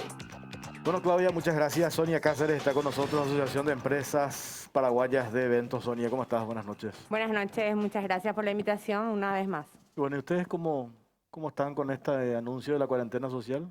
Nosotros estamos mal, estamos cero. Venimos en cero y seguimos en cero, ¿verdad? Con este tema de la cuarentena social, lo que nosotros hicimos, un comunicado bastante fuerte, diciendo que esta cuarentena más que inteligente era selectiva. Porque hasta hoy, y bueno, el doctor Portillo, que ya no está, ¿verdad? Nunca nos podían decir por qué restaurantes sí podían abrir con un aforo del 30%, y por qué nuestros salones de eventos no pueden abrir con un aforo al 30%, por qué se adelantó casinos una fase, y por qué nuestros salones de eventos no pueden habilitar, por qué los bares tomando alcohol y habiéndose habilitado en 24 horas música al vivo, siendo que siempre nos decían a nosotros que al cantar los artistas emitían más aerosoles, pero nuestros salones no pueden abrir al aforo al 30 o 40%. O sea, ahí hay una cosa que nunca estuvo conectada. O sea, ¿por qué nosotros seguimos en paro, siendo que ya todos están trabajando? Entonces nosotros exigimos volver a trabajar. Mañana es nuestra última reunión con el Ministerio de Salud a las 2 de la tarde. Era con el viceministro saliente, que renunció ahora, y nos quedamos ahora con la gente del COE, seguramente, según me dijo Rolón, ¿verdad? Pero nosotros estamos cero. Inclusive nosotros te diremos que estamos con hartazgo. Acá ya no hay dinero para nada. Acá ya no hay dinero ni para comernos. Antes hablábamos de la parte vulnerable del evento, de los eventos que eran los mozos, los cantineros, la gente en los machuteros. Y ahora te estamos diciendo, corren en riesgo totalmente. Ahora ya estamos en vulnerabilidad las empresas. Ya no existe más eso de sostener el empleo hace muchísimo con nosotros, ¿verdad? Y, lógicamente, venimos hablando de que no existe ninguna ley que nos ampare con el tema de los bancos, con las cooperativas. Nosotros estamos en cero. Esa es la realidad nuestra. También está con nosotros de la Asociación de Gastronómicos del Paraguay, Juan Graci. ¿Qué tal, Juan? ¿Cómo estás? Jorge, muy buenas noches. Bien es un decir, pero acá estamos.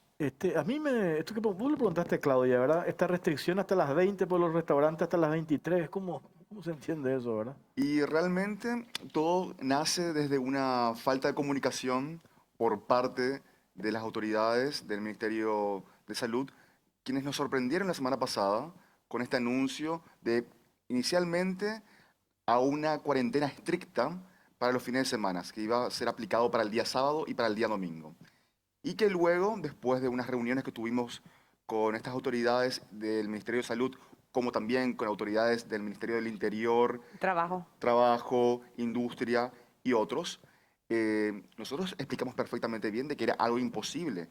Aparte de ser una medida parcial e insuficiente, no iba a tener ningún efecto realmente productivo para lo que se busca o lo que se está, digamos, intentando hacer.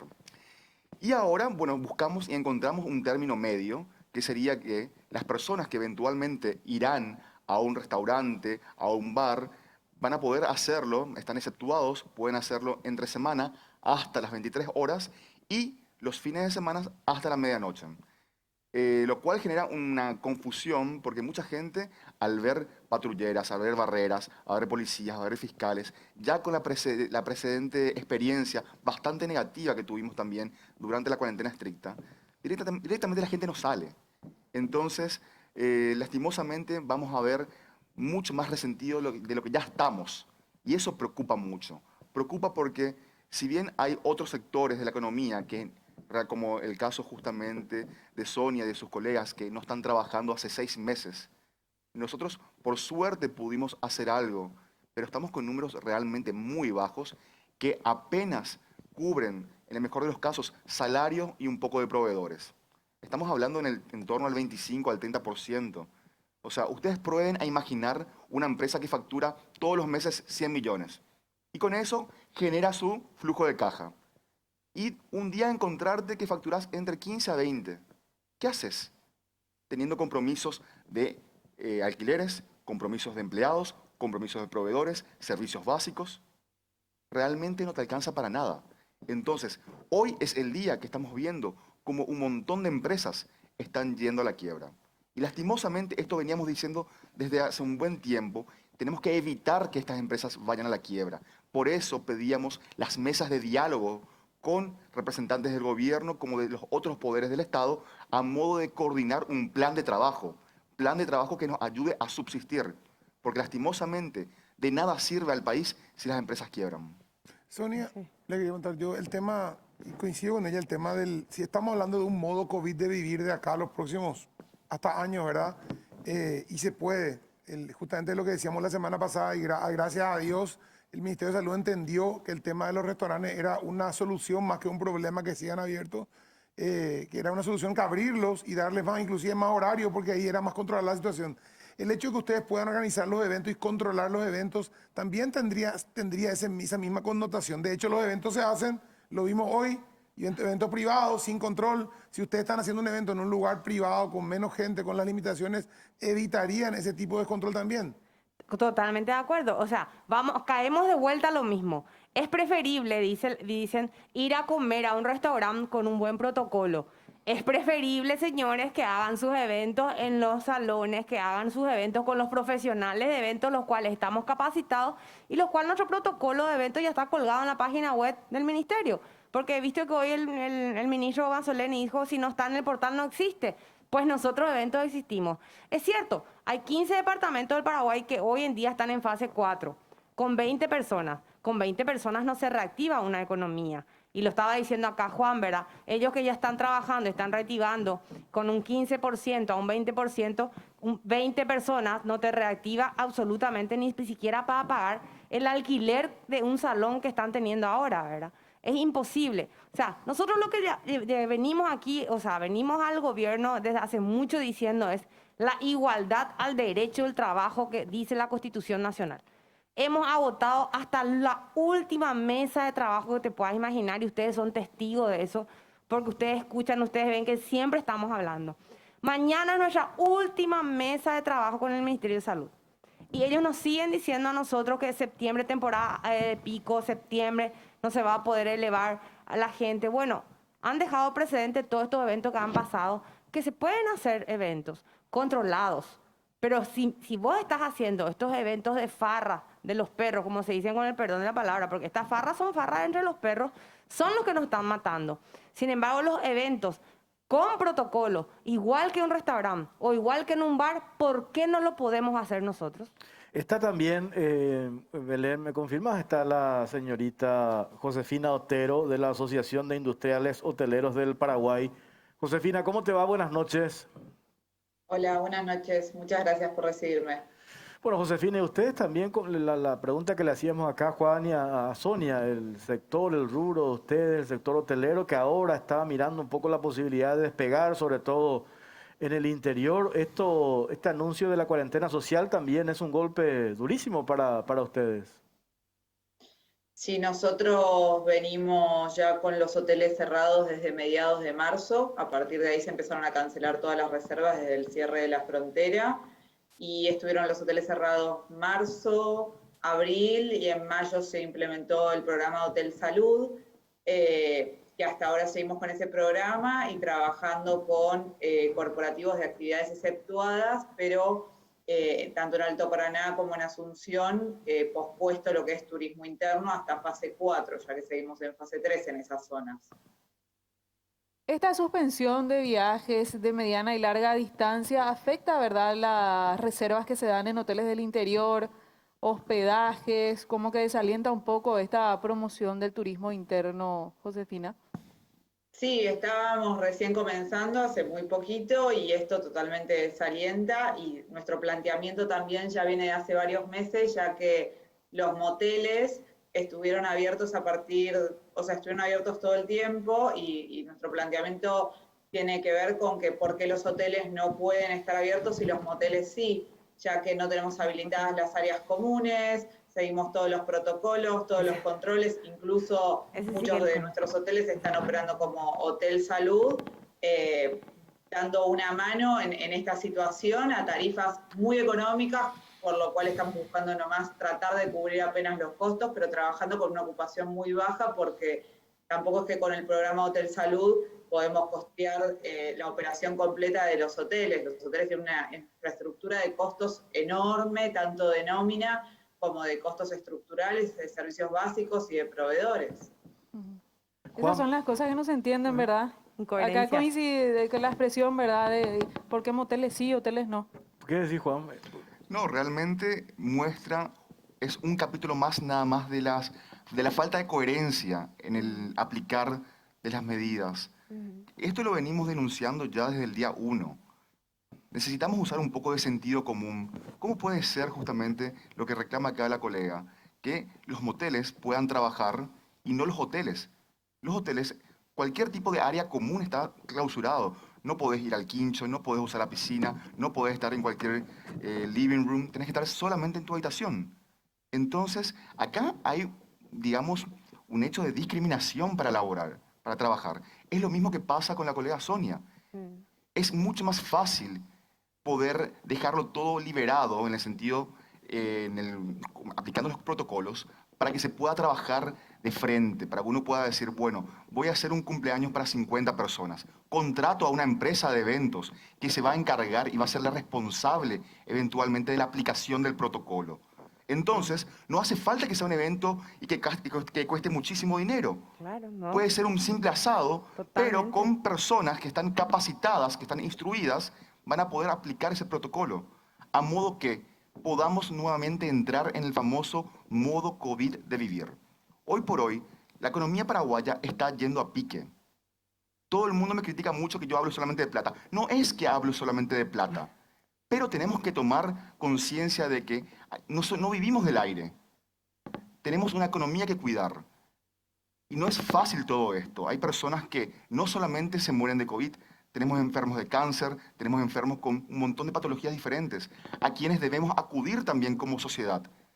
Y si no generamos ese dinero, si la dinámica económica no se mueve, ¿cómo hace el Estado para recaudar? ¿Cómo hace el Estado para eventualmente cubrir con todos sus compromisos? El otro sector afectado, que acá me dicen, ya que mencionó Sonia lo de los eventos, aparte que acá la cultura es un sector de hecho relegado, ¿verdad?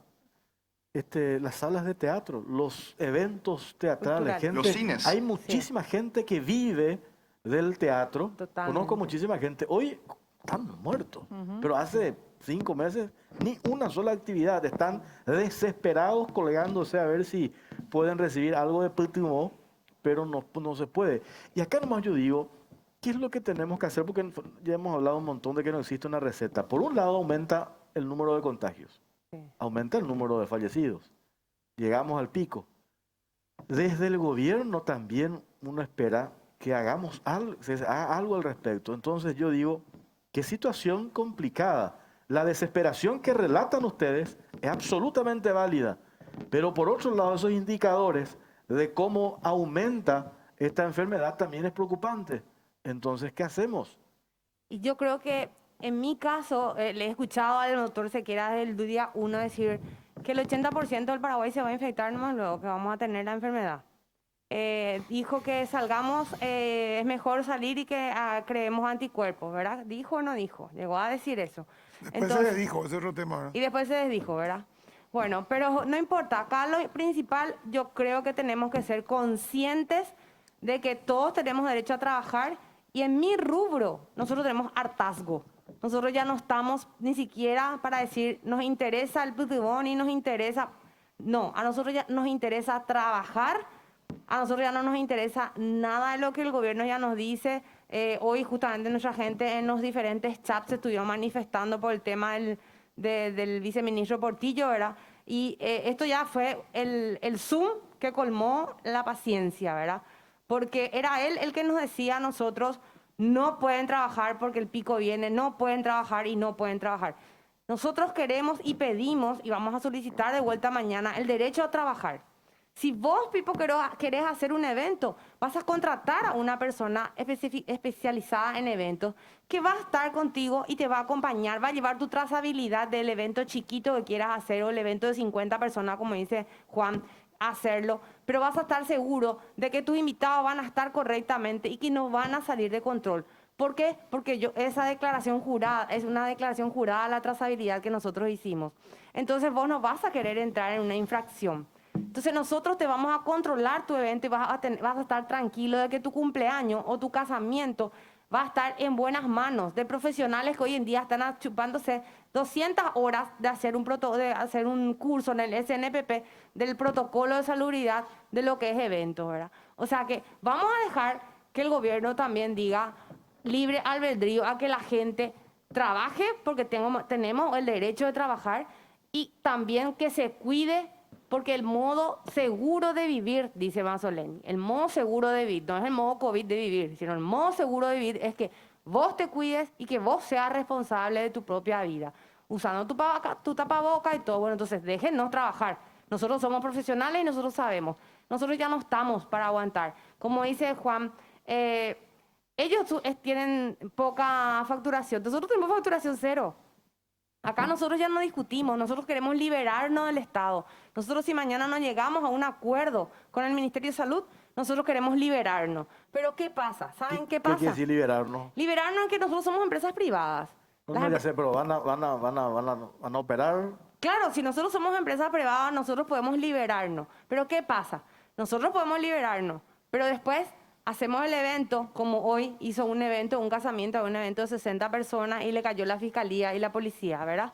Porque acá seguimos con el tema de la justicia selectiva, de la cuarentena selectiva, o sea, acá todo es selectivo. Entonces, si a nosotros nos dicen, anda a buscarte al padrino, que no sé quién puede ser nuestro padrino X, nosotros somos capaces de ir a hablar con esta persona que puede ser nuestro padrino, porque si vamos a manejarnos por eso, ¿por qué los casinos están abiertos? ¿Y por qué los eventos no podemos estar abiertos? Casino adelantó también. Casino estaba en la parte de entretenimiento, en la parte 4, en la fase 4. Somos los únicos que estamos perdiendo plata, perdiendo empresas, perdiendo empleados y pasando necesidades nuestros colaboradores. Esa es la realidad. No pasan hambre porque ya es fuerte, o sea, pasan hambre a pesar de ser fuerte, quiero decir. Pero la necesidad es completa, ¿verdad? Juan, vos hablaste del 30%, del 20%. Yo hablé con Oliver Galleta esta semana, me dijo el 20% también. Me dijo que entre semana luego la gente no va, que el fin de semana sí va. Si tenés suerte que se llena ese 30 o 40% habilitado que tenés. ¿Realmente es un problema de capacidad de locales o un problema de miedo o de económico de la gente? ¿Cuál es? Porque la solución pasa, yo te digo mañana, ¿sabes qué no, Juan? Abrí y tenés para el 100% de tu disponibilidad de salón. ¿Solucionás tu problema ahí realmente? No, acá hay dos cuestiones que van de la mano. Por un lado, la cuestión sanitaria, que mucha gente tiene un pavor a salir a la calle. Y por otro lado, una cuestión económica. El país en este momento está en recesión. O sea, hay mucha gente que perdió sus ingresos, han perdido sus puestos de trabajo y quienes todavía lo tienen han sido cortados en forma drástica.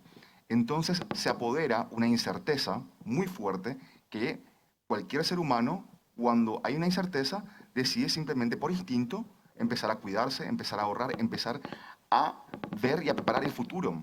Si el futuro es incierto, si yo no sé si voy a cobrar una comisión, si voy a cobrar mi salario, si voy a tener mi trabajo de acá a 6 meses, yo no me puedo permitir en tener ciertos gastos superfluos. Ir a comer a un restaurante, ir a comprarme ropa, ir eventualmente a cambiar el vehículo. Son cosas que quedaron en, no sé, último lugar prácticamente para muchas personas. Otras no todavía, que todavía pueden permitirse. Son esas personas que eventualmente dicen, no, si yo salía a comer una vez por semana, por lo menos voy a hacerlo una vez al mes. Y son esas personas que salen. Ese pequeño movimiento que hay ayuda. Porque realmente ahora más que nunca es cuando se pone en práctica esa famosa frase, cuidar las monedas, que los billetes se cuidan solos. Y estamos así, estamos cuidando las monedas para poder subsistir. Son momentos durísimos. Lo que nosotros nos dimos cuenta es que la prohibición no funciona. Eso quedó bien claro en estos meses. Sonia, te diste cuenta que no se hace un evento contigo, pero se hace una fiesta clandestina entre 20 personas, 30 personas, y pasa lo que pasó. ¿Qué es lo que dice Cerquera? Decía también el ex viceministro Portillo, de que la gran mayoría de los casos, de los contagios, se producían en círculos sociales totalmente prohibidos. ¿Por qué uno va y transgrede la ley? Uno, porque da gusto. Porque tiene humano, salario fijo. Eventualmente. Pero porque simplemente el gobierno no aplicó una política de educación y decirles, chicos, ¿quieren hacer un evento entre compañeros de colegio de 10 personas? Acá están las empresas que hacen eventos y que le van a ayudar para que hagan su evento. Eso podría haber sido una solución ya desde el día número 1. Cuando la semana pasada el presidente de la República dijo, ahora le hago esta consulta a Josefina, la economía se recupera, pero la vida no.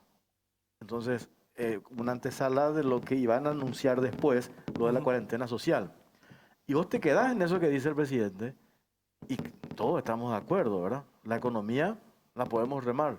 La pregunta es, la discriminación, lo que acá se percibe, ¿verdad? O sea, ¿por qué algunos pueden operar y otros directamente nada? Por ejemplo, el sector al que representa Josefina Otero. Yo creo que por ahí también pasa el reclamo que hacen ustedes, Josefina. Sí, el tema es también que si no te dejan operar, te tienen que dar un paquete de medidas específicas para el sector que no te permiten operar. Y en este caso tampoco hubo eso. Entonces, si no hay medidas específicas, un plan concreto, qué hacer durante este tiempo, o sea, te dejan totalmente a la deriva. Entonces, si no te van a dar un plan de medidas, te tienen que dejar operar. Y acá ni una ni la otra. Y por otro lado, nosotros como hoteles nos formamos ya a partir del mes de mayo para poder operar como hoteles salud y se comprobó en los hoteles que están operando como hotel salud que el programa funciona muy bien en el sentido, no a nivel económico, pero sí en el sentido de que las personas que se hospedaron, que dieron negativo, no se contagiaron dentro del hotel porque había otra persona en su habitación aislada que era positivo. O sea, y el personal de los hoteles que operan como Hotel Salud, tampoco hubo contagios dentro de los hoteles, operando con huéspedes que venían del extranjero, algunos positivos, algunos negativos, hasta que no se hace el hisopado no se sabía. Y con todas las medidas y los protocolos de limpieza, de desinfección, de formación del personal, de utilización de equipos de protección, se comprobó que se puede operar perfectamente sin que sean focos de contagio en los hoteles. Eso ya lo tenemos demostrado desde el mes de mayo. Por otro lado, más allá de que no se permita lo que es turismo interno para moverse entre diferentes departamentos, tampoco nos permiten operar si alguien, por ejemplo, se casa y quiere hacer su noche de bodas en un hotel, es de Asunción esa persona y se quiere hospedar en Asunción en un hotel para hacer su noche de bodas, tampoco nos permiten. Solamente se nos permitió corporativos de actividades exceptuadas, que tampoco le vemos sentido. Y por otro lado, los hoteles también tienen un punto de venta de gastronomía, en la mayoría de sus casos de restaurante, un punto de venta de eventos y un punto de venta de spa, los cuales, tanto restaurantes ya están habilitados desde fase 3, dentro de los hoteles no nos permiten, spa están habilitados desde fase 3, los spa dentro de los hoteles no nos permiten tampoco, o sea, y eventos que siguen postergados y los hoteles que tenemos salones de eventos tampoco podemos operar en ese punto de venta. Entonces, no le estamos viendo salida ni tampoco una propuesta para ver qué hacemos durante este tiempo que no nos permiten trabajar libremente. Sonia. No, decía nomás que algunos hoteles, porque este fin de semana hubo un casamiento en el Yachty Golf Club y también eso por ejemplo nos mató, por encima era una novia de uno de los salones agremiados nuestros, ¿verdad? Y alzan libremente en su Instagram, en su Facebook, o sea que realmente acá vuelve a entrar la incoherencia, ¿verdad? Porque restaurantes que también están haciendo 15 años, restaurantes que también están haciendo casamientos, pero se están disfrazando como restaurantes, ¿me entendés? No como eventos, pero le ve a la novia todo y la decoración la misma, o sea, vamos a blanquear, esto ya es insostenible. Sinceramente les digo, esto ya es insostenible y ya es una burla, como dicen todos nuestros agremiados, Esto ya es una burla hacia nosotros. Nosotros somos los únicos que estamos calladitos sin trabajar y con producción cero. Una pausa cortita tenemos que hacer. A la vuelta seguimos con nuestro invitado. Ya venimos.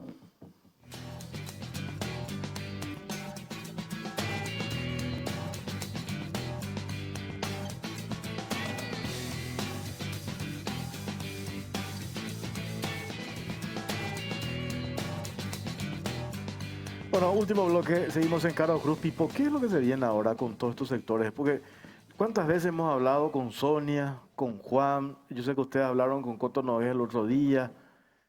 Yo no sé. Acá hay que buscar el modo... Pero el equilibrio, a uno le gusta digo. el modo COVID, el nombre. Hay que buscar el modo COVID de seguir viviendo. Porque hay que seguir la vida continua. O sea, dijo recién Rolón, cerramos 15 días todo y a lo mejor matamos el virus. ¿Y qué hacemos mientras? O sea, si vos me decís cerramos 15 días todo, pero el gobierno le va a dar, no sé, como en otros países, tomen $200 cada ciudadano y va a comer esos 15 días y vamos a hacer un esfuerzo y vamos a gastar no sé cuántos millones de dólares en eso, perfecto. Pero si vos le decís 15 días cerramos todo, pero no olvidamos de la otra pata, ¿verdad? Le encerramos a la gente no se va a quedar ya hoy, ya no se va a quedar. Ya Ciudad del Este demostró que no se va a quedar. Sonia, ¿ustedes recibieron algún tipo de asistencia, ayuda? ¿Tu sector? Mira, nosotros hicimos unas cuantas gestiones del tema de los préstamos, ¿verdad? Pero acordate que ahora está sin fondeo, sigue sin fondeo de la última vez que vine, sigue sin fondeo el crédito agrícola de habilitación. Dice que posiblemente en septiembre el Banco Nacional de Fomento, que había anunciado que íbamos a tener un crédito paralelo para empezar a hacer lo que se llama la reestructuración económica. Hace 3 días que hablé con el presidente del Banco Nacional de Fomento y me dice que no hay ningún crédito. No está previsto hacer ningún crédito todavía porque no hay fondos para hacer un crédito paralelo para la reestructuración económica. Y vos te imaginás, nosotros ya estamos perdiendo 6 meses del año, ya los que pudieron quitar crédito ya no tienen ese crédito y va a llegar el momento que hay que pagar y no podemos pagar. ¿Ustedes, Juan, cómo hacen? Hacemos de tripa corazón. Esa es la verdad de las cosas. En este momento, lastimosamente, cuando vamos junto a los ejecutivos de los bancos, nos dicen que lastimosamente el sector gastronómico, hotelero y de eventos no son pasibles de obtener créditos. Somos riesgosos. Somos extremadamente riesgosos. Pero realmente para ustedes mismos es un riesgo tomar, si no hay una regla clara, tomar un préstamo que no saben si van a poder pagar. Ustedes necesitan algún tipo de ayuda más concreta, no un préstamo, no te voy a prestar y devolverme, sino que en todo caso vamos a recortarle estos gastos, vamos a bajarle el costo de los costos fijos, vamos a reducirle impuestos en serio, no 5% del IVA, vamos a bajar el tema de las tarjetas de crédito, el tema de los delivery irregular también. Usted tiene un delivery, ¿cuánto les cuesta un delivery? No, te cuesta, en muchas empresas están tercerizadas, otros tienen dentro del personal, dentro del staff, te cuesta como mínimo salario mínimo nocturno, te cuesta... ¿Y 30-40% entre joda y joda? Sí, tranquilamente. O sea, no... Es altísimo. Pero pasa también lo siguiente, que no basta solamente... Nosotros somos emprendedores y lo último que perdemos es la esperanza y es la fe. Entonces decimos, estamos todos los días pensando, ya va a pasar, ya va a pasar, ya va a pasar. En 15 días pasa, en un mes pasa. Entonces, si es que eventualmente me llega el crédito ahora, entre que hago todo el trámite y me sale el crédito, capaz que pueda pagar proveedores, pueda pagar a algunos funcionarios, pueda pagar alquiler, y de acá a un año, cuando tenga que empezar a pagar, capaz que ya se normaliza todo. Eso es lo que venimos pensando todos y nos hacemos la cabeza. Porque si no tenemos esperanza, ¿de qué vamos a hacer? Josefina, y ustedes están en la misma situación, digo, en lo que respecta a líneas de crédito, asistencia. ¿Cómo hacen para sobrevivir 5 meses? No, y la mayoría de los hoteles se mantienen cerrados con el personal suspendido y después están sobreviviendo con las cajas propias de cada hotel, o sea, con las reservas que vas teniendo, pero ya se está llegando al límite, por eso también es momento ya de empezar a tomar otra postura, como así muchísimos otros países ya están en otra etapa de avance. Ya se le dio el tiempo que se necesitaba el Ministerio de Salud para hacer todo el equipamiento, toda la formación, todas las necesidades que tenían que cubrir. O sea, la sociedad y los privados yo creo que ya cumplieron el tiempo suficiente. Que llegue el virus va a ser inevitable, eso se tiene en cuenta. El tema era aplacar la curva y estar preparados para cuando llegara. Ya está, ya se dio ese tiempo, ahora es el momento de que se retribuya por todo ese tiempo que se estuvo esperando. Y por otro lado, nosotros ya estamos trabajando en un plan estratégico para adelante. en posicionar Paraguay como un destino a nivel mundial, porque también viene muy relegado de hace mucho tiempo ese tema, y Paraguay tiene muchísimo que ofrecer, así como lo tiene un país como Uruguay, que está súper bien posicionado. Nosotros ahora estamos trabajando con Pimela y con Moratti, que recibimos una donación que nos están haciendo un plan estratégico para cambiar toda la comunicación de Paraguay como destino a nivel mundial, pero hay que empezar a impulsar a Paraguay desde otro lugar y nosotros ya tenemos la cabeza puesta en la reactivación. Claro. Josefina, gracias por tu tiempo, muy amable. No, muchas gracias. Muchas gracias. Qué increíble, veo nomás acá las redes, siguen compartiendo lo que fue el golpazo para este gobierno de vuelta a lo de Portillo, ¿verdad? Justo hoy en que arrancamos con la cuarentena social, en que nos piden de vuelta ajustarnos los cinturones, viene este golpazo para el gobierno y para todo lo que se pretende hacer. Para nosotros más que nada, porque veníamos hablando con él. Con él teníamos la reunión mañana. Él era el que nos decía, no se puede, Sonia, la muerte les va a cerrar. Nos gritaba y nos decía de todo, nos retaba a él, ¿verdad? Y hasta yo entendía que cuando el tema del virus, pero para ver eso para nosotros fue el acabose, como se dice. Sí. Lo que quería decirle algo a Pipo era el tema de que es cierto lo que vos decís, ¿verdad? Acá se tiene que buscar algo que nos ayude y algo que nos puede ayudar un poco y que Juan va a coincidir conmigo es la ley Rasmussen que duerme hoy en Cámara de Diputados. El miércoles se estudia esa ley Rasmussen. Se llama Rasmussen solamente por el hecho que él lo presentó, pero nosotros necesitamos esa ley. En esa ley es la que por lo menos nos van a dar un 50% de la ANDE, un 50% del ESAP, un 50% de Copaco por un año. No van a verlo el IVA al 5%. Tenemos también el tema del impuesto a la renta, de la supresión del impuesto a la renta y algunas cositas. La ley Rasmussen dijiste, ¿verdad? La ley Rasmussen. Claro, vamos a llamarle mañana al senador para hablar sobre... Sí, sobre todo esos subsidios claro. dirigidos, ¿no? Esos subsidios populistas a todo el mundo, como se estaban planteando. Juan, gracias por tu tiempo, muy amable. Muchas gracias a ustedes. Muchas gracias. Sonia, muchas gracias. Muchas gracias a ustedes. Claudia, ¿tu encuesta? Vamos a ver rápidamente los números de la encuesta habilitada en redes sociales. ¿Crees que las restricciones anunciadas para la cuarentena social evitará la propagación del COVID-19? 57% no, 43% sí. Bueno, nos vamos. ¿A quién tenés que agradecer vos, Claudia? ¿Yo? A la Condesa y también a Óptica Arar, que me acompañan con los lentes. Hoy no me coloqué porque me estoy adaptando al protector. ¿Tipo? Bueno, yo quiero agradecer a Complot por la camisa, por supuesto, y nada más. Ustedes. Hay un descargo. Por paz mental dice que se fue. Por paz mental. ¿Y quién hizo el descargo? La bueno, novia. Gracias por acompañarnos. Hay tiempo. Gracias por acompañarnos. Buenas noches. ¿Dejó el cargo de novia?